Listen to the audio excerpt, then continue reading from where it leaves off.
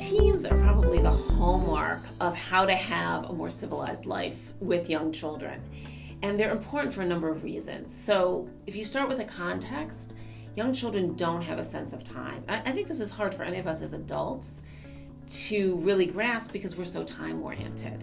Young children don't have that part of their brain developed yet. So they don't move on, it's 1 o'clock, now it's time for lunch. Right? They don't have time at all. And routines give them that sense of time.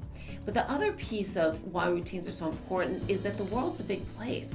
And particularly for toddlers, they're figuring out so much on a day-to-day basis. And in fact, life gets overwhelming.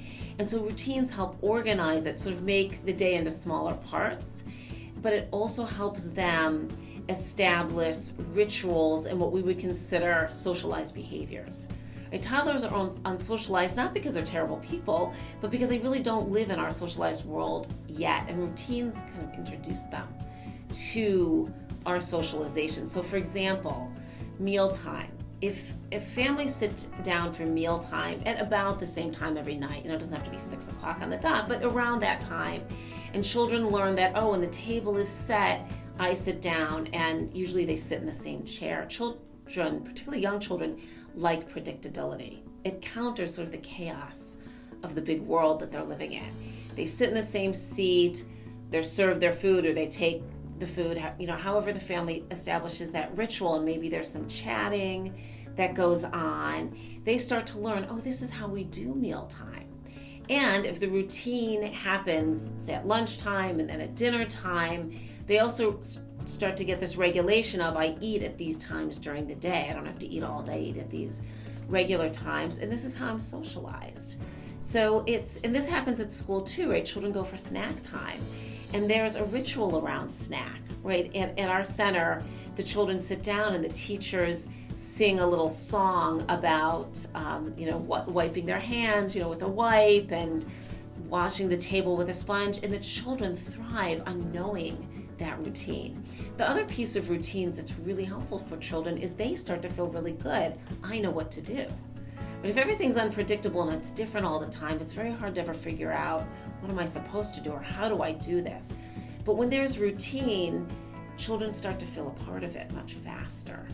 Right? So they might even, 3 and 4-year-olds like to help set the table, put a cup on the table. Then they learn, I can put a cup and a plate on the table, and they feel very good about that. So that's part of self-confidence. I'm part of this. So routines help organize children all throughout their days, right? If they have no sense of time, then they need something else that says to them, this is what comes first, this is what comes next. Because the other piece that young children don't have in place yet is sequencing. First I put my socks on, then I put my shoes on, right? It's something that a parent might say every single day for weeks or months before the child can do it on their own. But you start even in the morning with routines. There's a getting dressed routine, there's a breakfast routine, and this then helps with getting out the door, which is one of the stickiest points for young children, is transitioning from home to out. So either to school, to the park, wherever they're going. And if you have routines in place, it helps the child. Okay, we're almost done with breakfast. Now you can go get your socks and shoes. Okay, what comes after the socks? Your coat.